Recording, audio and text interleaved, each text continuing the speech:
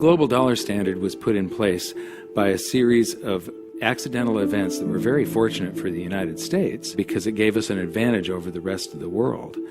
But our politicians over the past decade or so have abused this privilege as though it was their birthright. And now the rest of the world are turning their backs on the US dollar standard. This is going to cause a financial calamity the likes of which we've never seen before, and it's going to be devastating for most people. I don't want this to happen, but the damage has already been done. So I'm going around trying to alert people and show them how they can protect themselves and turn this into a great opportunity for themselves. There's always one result from what we are doing right now, expanding the currency supplies all over the planet. There's one result, and that is higher gold and silver prices.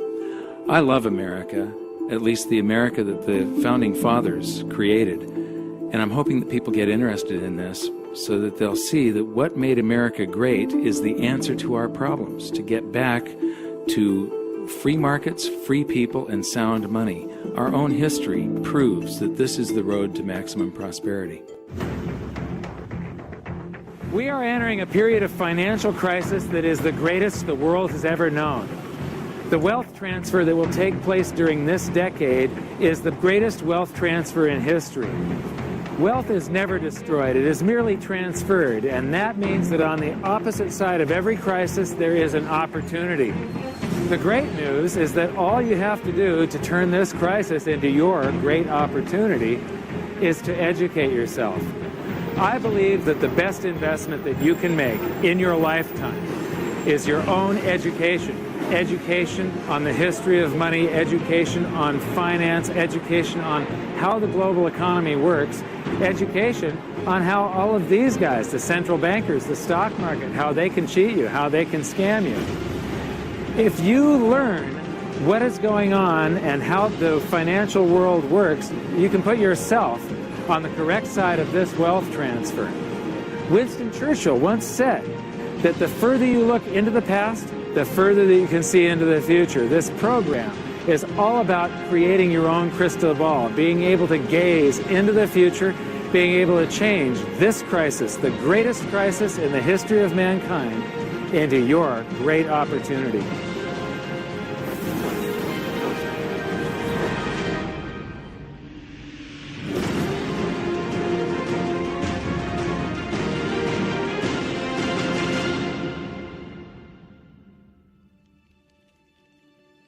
I was born in Salem, Oregon in 1956, and we moved to California when I was 4 years old in 1960.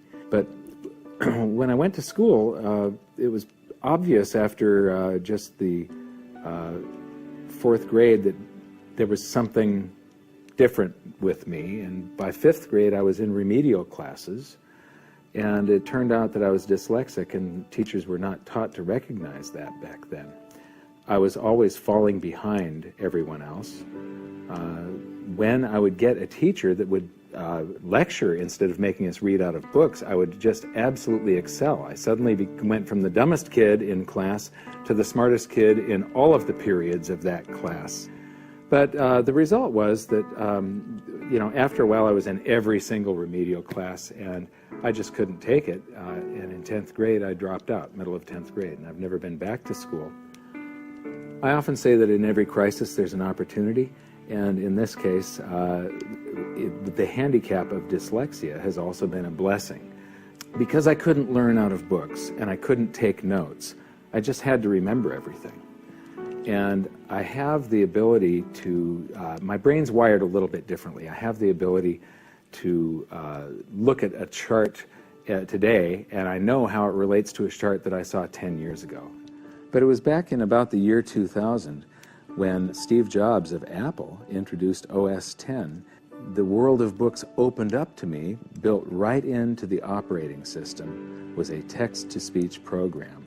Now I could just have an assistant slice and scan my books and turn them into text and email me, and then all I have to do is highlight the text, press a button, and the computer reads to me. People are turning to assets that will keep their value if prices rise. So much money has been pumped into the system that people are worried about inflation down the road, said Bruno S. Frey, professor of economics at the University of Zurich. So dyslexia is no longer a problem. But what it's also done for me is I have the ability to explain complex things to people in a simple manner for some reason. And so I sort of made it my mission to try and wake up the middle class, to let them know how the monetary system works, to let them know that there is a major economic calamity coming sometime down the road, and it's most likely within this decade that we're in right now. The US dollar is about 60% of the value of all the currency on the planet, and more than half of the dollars reside outside the United States. The reason every country has US dollars is, first of all, that's what central banks use as the reserve currency. Second of all, oil is priced in dollars. So this is the world, and what you see here is that these are the countries that are avoiding the US dollar in trade. They're doing bilateral agreements where they'll either hold each other's currency and settle that way, or they're establishing, like right now, they're talking about a BRICS bank, Brazil, Russia, India, China, and South Africa, having a bank that will do settlements between the countries directly without using the US dollar. These countries, they tried to avoid using the US dollar, like Iran tried, and we banned them from using SWIFT. How many here have made wire transfers before? So do you know what a SWIFT number is? It's a code that you plug in, and this SWIFT system is what transfers those dollars from one person's account to another person's account. Well, Iran decided that they were going to sell oil only in euros. They got banned from SWIFT. But there's countries right now coming up with a replacement for SWIFT, and it doesn't use the dollar. It's the Sucre system. And Iraq started selling oil for euros. In Libya, they were talking about creating the gold dinar and selling oil for gold. So those are the countries that are trying to use something other than the dollar. Then we've got gold competing with currency. And there's a lot of talk around here about the gold dinar, and there's people that are actually using gold in some of the countries over here. And then in Utah has recognized gold and silver as money again. It's legal tender currency in the state of Utah in the United States. And then you've got physical gold accumulation. I'll show you later that China is accumulating an immense amount of gold, but all the countries with an up arrow, that's gold accumulation. Then we have gold repatriation. Germany has been asking for their gold back, and they're getting it. Venezuela has repatriated their gold from the Bank of England. And then if we put this on a timeline, here's the nails in the coffin for the dollar standard, and you will see that there's not a lot of time left. This is my evidence that I think is proof that the death of the dollar is coming, and it's coming shortly. Nixon ended Bretton Woods, and we went on the dollar standard. Then the first nail in the coffin is Iraq sells oil in euros. The crisis of 2008, and we added 1.25 trillion to our base money in the United States. As we add to the base currency, people get worried about inflation. They start rushing toward gold and silver. Iran ends oil sales in dollars, and they're taking commodities in trade for oil. They're taking, in Turkey, they take the local currency and then buy gold in Turkey and export the gold to Iran. So they're basically selling oil for gold. They do the same thing with India. QE2, quantitative easing, that's more currency printing in the United States. Libya, China and Russia bypassed the dollar. They did a bilateral trade agreement where they hold each other's currency, and they do direct debt settlement without having to wire transfer US dollars. Chinese president just recently said that the dollar as the world's reserve currency is a product of the past. Utah recognized silver and gold as money. China and Iran bypassed the US dollar with a bilateral trade agreement. Venezuela repatriates its gold. China and Japan trade directly. India and Japan bypass the US dollar. Russia and Iran trade directly.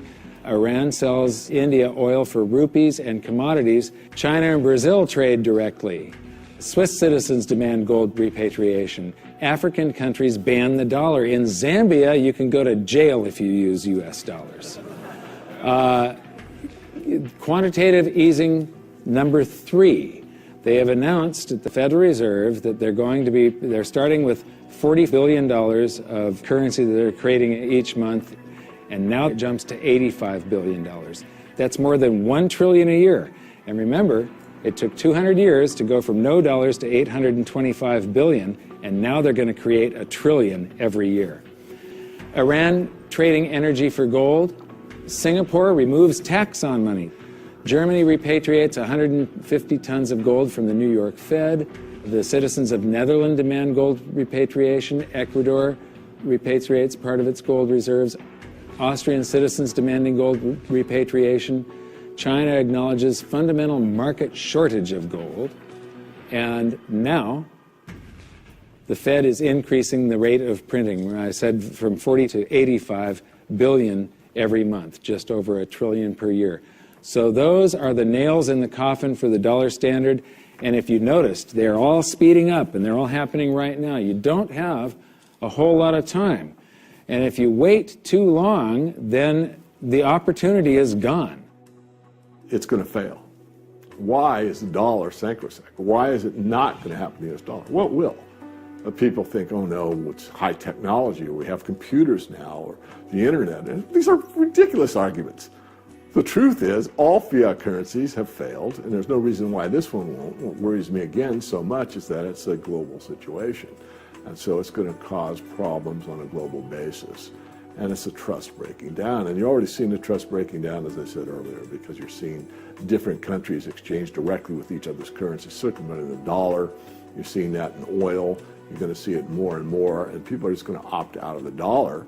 And you'll probably get to a point before the whole thing collapses entirely where the dollar is more or less used internally in the United States and externally is not used as much, because there'll be a lot of agreements made between nation states outside of the United States that will want to use each other's currency and not the dollar. This isn't going to be pretty when it happens. I am not an end-of-worlder or a doomsday guy. All you can do is play the hand that you are dealt. If we go to a new monetary system, and I think it's absolutely inevitable, there's just too much energy built up in this one that has to release. It has to come crashing down somehow. When that happens, there's an enormous wealth transfer for people that are on one side of the bet or another.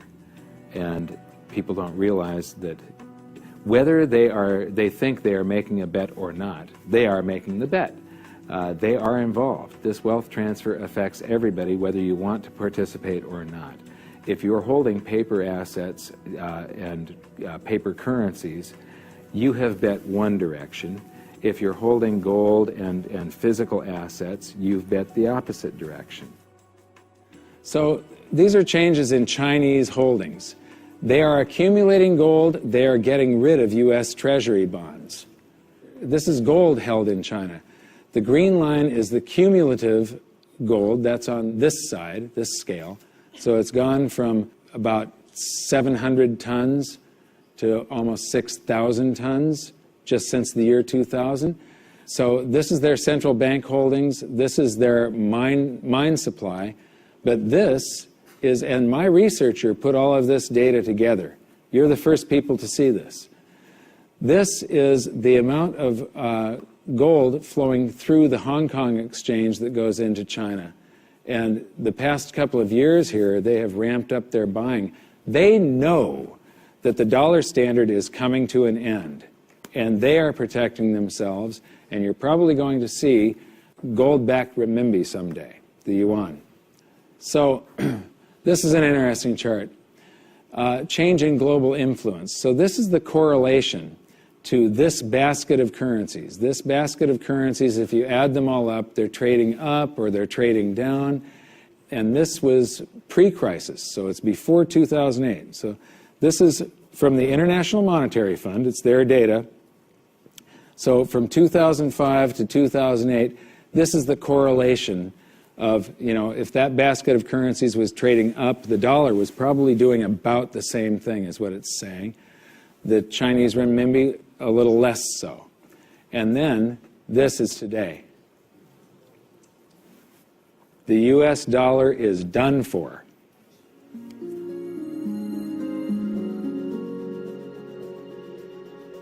I don't think there's any question we're heading for a new monetary system. The question is what will it consist of? You know, the four choices are sort of a world of multiple reserve currencies, and Barry Eichengreen of Berkeley is the leading proponent of this, or leading scholar on this topic. The problem with that, and where I disagree with Eichengreen, is there's no anchor in that system. We did have multiple reserve currencies before in the 1920s. He's right about that, and it was sterling and the dollar, but they were both anchored to gold.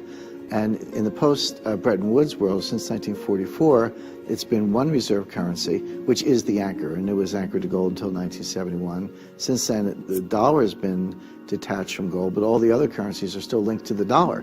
So at the end of the day, we've had an anchor of some kind. We've never had a world of multiple reserve currencies with no anchor. I'm not sure that's that stable. The SDR is the second choice. The SDR is a basket currency sponsored by the IMF. At least for the time being, it's also printed money. The IMF literally prints the SDRs and ships them out to the members, and their reserves go up, exactly the way the Fed creates money and bank reserves go up. But it's not backed by anything. Third choice is gold, some variation on the gold standard. And the fourth choice is what I call chaos, which is that nobody does anything. There's a lot of wishful thinking, there's a lot of denial, there's a lot of delay, and we get to the point where people just totally lose faith in paper currencies, go to hard assets, and we have a sequential collapse of paper currencies around the world, at which point governments will have to react with emergency measures. And that could include coercion, confiscation, various sorts of freezes on paper assets. Could be a lot of things in that scenario. So to me, it's multiple reserve currencies, SDRs, gold, or chaos. I favor gold, but I fear that we may get chaos.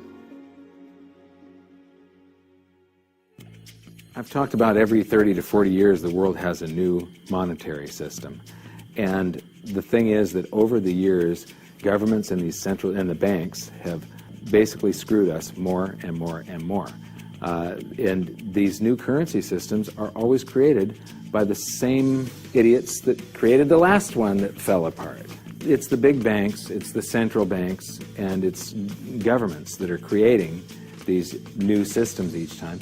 And each time, the system they come up with is a system that cheats the population more and enriches the government and the banks more. It's a system that transfers wealth at greater and greater speeds. You know, this one is going to fall apart just like all of the others. There's a difference this time, though. There's the internet. People are connected all over the world. Information is spreading, and people are getting educated. So I'm hoping that we go back to gold. Not a gold standard. Gold standards suck. I did a video on that. With a gold standard, there's supposed to be a certain amount of gold in the vaults for each unit of currency. In other words, it's a 1-to-1 ratio is the way it started. And then they print more receipts than gold that exists. So if we have gold standards, we're going to get scammed again. If we used gold and silver, if the public gets educated enough before all of this happens, if we went back to gold and silver, then governments can't scam us. It limits their ability to transfer wealth from the population to the government and to the banks. A lot of people say that you can't use gold and silver today because they're too heavy and bulky, and it's completely wrong. You could put gold and silver in a vault, and you could make payments to somebody by transferring ownership of nanograms, grams, or ounces of gold and silver from one person's account to another by means of a check, a credit card, or even your cell phone. If we go back to a gold-backed currency, gold-backed US dollar, at that point, I think the minimum scam that the US could get away with, which means the minimum number of dollars in existence that they could make convertible into gold, would be the dollars that are held in foreign central banks. That would be similar to the Bretton Woods system that we had from 1944 to 71. Well, I did some analysis on this when I was writing the book back in 2005, and back then it required $20,000 an ounce gold for the Treasury to have enough gold to cover those dollars, or the New York Fed, actually. And if they were going to back all of the dollars, you're talking gold measured in the hundreds of thousands of dollars per ounce. There just isn't that much gold, and there's a whole lot of currency. We keep on printing it every minute of every day.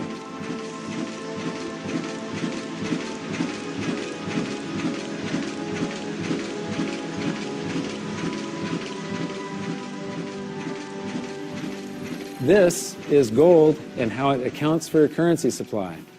This is our base money in the United States, which was gold back here from 1900 until the Federal Reserve. The amount of currency in circulation in gold were the same. And then we established the Federal Reserve, and we inflated for World War I, and we had more currency in circulation than we had gold to back it. There were some bank runs in the 30s.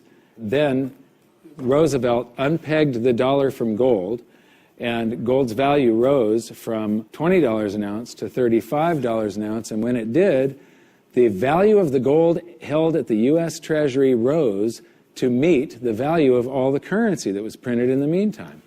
Here's the same chart again, but now I'm taking it out to 1971. And what you see is these gold inflows during World War I. During World War II, it's another 117% gold increase. This is what made the United States a superpower. It's all financial. It isn't our war machine necessarily. It's all the gold inflows that we got because everybody else was at war and we were isolated from it. And they had to pay us for all their consumer goods and so on. And then we jumped into the war and we inflated. And then in about 1959, countries started figuring out that we didn't have all the gold. You know, we were printing more dollars than gold that we had to back it. And under the Bretton Woods system, they could go to the New York Fed and turn in their dollars for gold at $35 per ounce. Only foreign central banks. Individuals couldn't do that. So gold started flowing out, and the U.S. lost 50% of its gold from 59 to 71. And in the meantime, we kept on printing currency.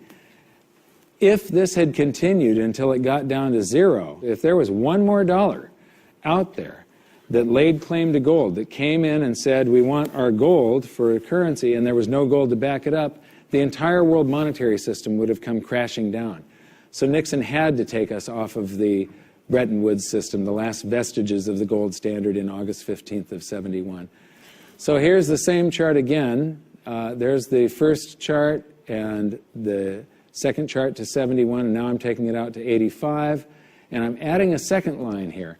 How many people would agree that credit cards are replacing cash in circulation?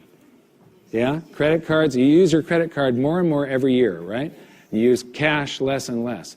Well, this is outstanding credit card balances. It's called revolving credit outstanding is the name of the chart that you get from the Federal Reserve.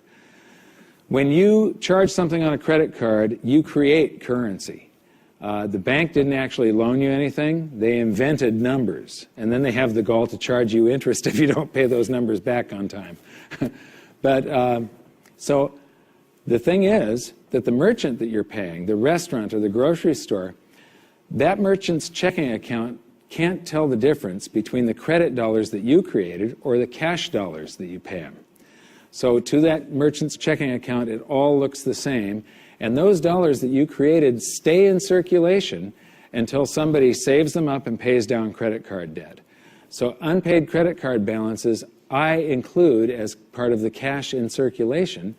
And in 1971, Nixon took us off the gold standard, and gold became a freely traded separate commodity/money, and it did an accounting of the currency supply.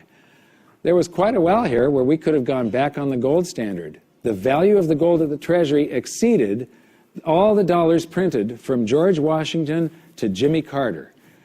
And for a week or so, a couple of weeks, it exceeded base money plus outstanding revolving credit. So here's the same chart again. That was to 1985, and now I'm going to take it out to today.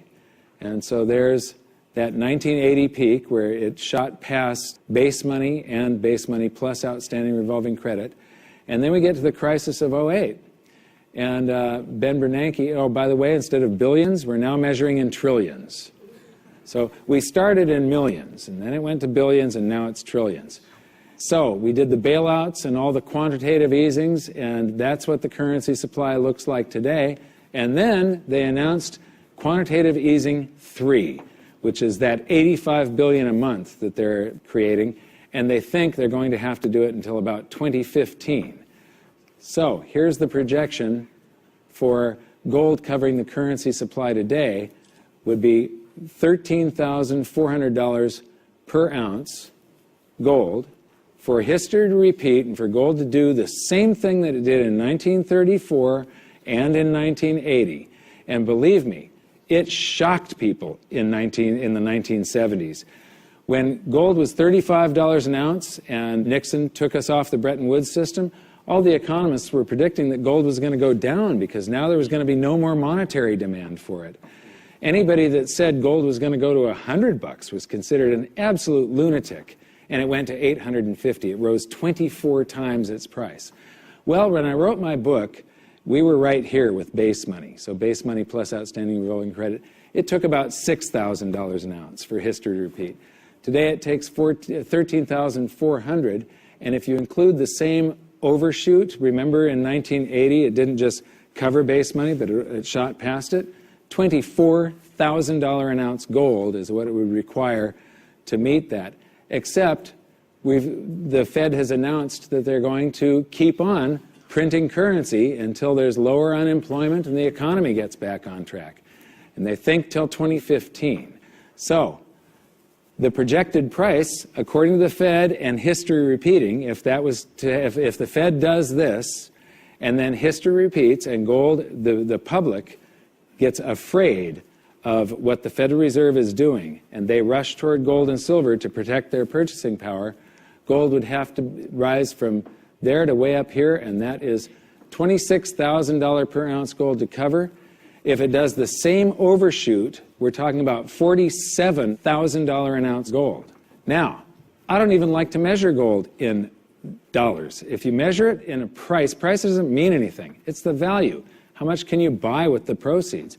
If we have deflation and some of this currency evaporates, because it's all just numbers that they type into a computer these days, if we have deflation, maybe gold peaks at $3,000 an ounce and the currency supply collapses to way down here somewhere, and the Dow is at 1,500. That means gold will still be double the Dow. You're still going to get 14 times more paper assets one day than you can buy today with them, and it's probably only a couple of years left that this is going to take, as you saw by how the nails in the coffin of the dollar standard, how they're speeding up. If we have big inflation and the Dow goes to 30,000, maybe gold will be 60,000 an ounce. And if we have hyperinflation, the Dow would be 30 trillion and gold would be 60 trillion. It doesn't matter. In any case, gold would buy you 14 times more paper assets than it does today. So these are the global assets. Here's the bond market. Here's the stock market. This is the value of real estate on the planet. And these are bank deposits, and there's gold.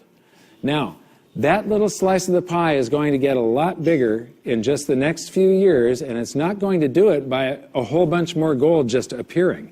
It's going to do it by the price of other assets going down, or at least their value going down, and the value of gold going up. So the price of gold will change. That piece of the pie is going to grow. It was a lot bigger back in 1980 when gold was at $850. It's going to get a lot bigger today again, but today, as you've seen, it requires far, far higher prices. So, the death of the dollar standard. How many people here believe that I'm sort of predicting what's going on in the future here? You can see that there's a new world monetary system coming. It happens every 30 to 40 years, except this time, instead of a baby step off of gold, we've got to go from nothing back to something. It's going to be a worldwide convulsion, the scale of which has never been seen before. At the end of the day, the fundamental driver of gold, it's not so much that gold's in a bull market, it's more the dollar's in a bear market. And people say, well, how high can gold go? And my answer is, well, how low can the dollar go? The answer is the dollar can go to zero. If you divide any number by zero, the answer is infinity. So gold can go to infinity if the dollar goes to zero. Now, in the real world, something else will happen. It's not that gold becomes worth infinite number of dollars. It's more the case that the dollar just falls off the stage. The dollar gets the hook, so to speak. And you'll count gold in dollars to 5,000 to 10,000 at some point, but there will come a time when you won't count gold in dollars anymore because dollars won't count. People won't want dollars. There is so much opportunity in crisis, it is absolutely extraordinary. That's just not me saying that, that's just history. You read any amount of history, and I don't mean last week, I mean real history. You know, in times of crisis, it's when huge fortunes were made. In times of crisis, it's when human beings create and develop newest technologies and newest science and new medicines. In times of crisis, there's so much opportunity as long as you can remain calm, get educated, be resourceful. The challenge for most people is that in crisis, they go into crisis mode, which means they go into scarcity, they go into lack, they go into blame, and none of those emotions are resourceful for helping you solve whatever challenge is in front of you.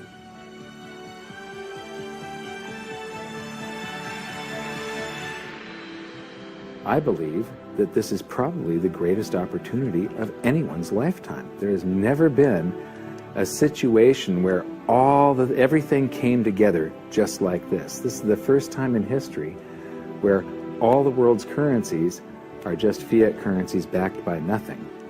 And if what I think is going to happen happens, this is the greatest wealth transfer in history. It's the greatest opportunity, and it'll never happen in our lifetimes again. So now we've learned the following hidden secrets of money. There is a global loss of confidence in the US dollar that is accelerating rapidly. The change to a new monetary system is inevitable and will most likely be chaotic. Gold standards do not work over long periods of time, but gold itself does. The public contributes to the massive amounts of currency creation by using credit cards and signing loans.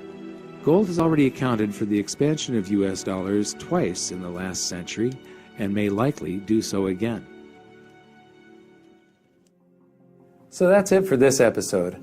I thank you for watching, and I hope you enjoyed it. I know I threw around a bunch of astronomical prices for gold someday in the future, but it isn't the price measured in dollars, it's how much is its value, what is it worth, how much stuff can it purchase.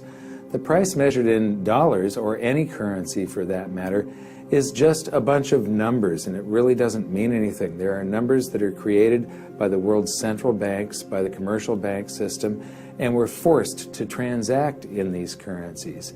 But in our next episode, we're going to clear away the smokescreen of national currencies and show you how the world monetary system really works and how all national currencies have to continue losing value. It is not possible for them to maintain purchasing power over. It's not all doom and gloom. As I've said many, many times before, there are these brief moments in history where the safest asset class, the safe haven investment for the last 5,000 years, also becomes the asset class that has the greatest potential gains in. Do you think this is a man in the lifeboat situation? Let me ask you this. If you knew the Titanic was going to sink and you were on the Titanic, you know there's going to be a lifeboat situation coming up soon. Would you like lifeboats available? That's right. Would you like to get in the lifeboat early, get a nice seat, maybe close to the water, maybe close to the food supply, right there in the middle, nice and comfy? Or you want to be one of the last ones on the boat and you're jockeying for position, you have to throw a kid out to make room for you. Yeah, so lifeboat situation, it depends how you like your accommodations on the lifeboat as to whether you should be working your way towards it right now.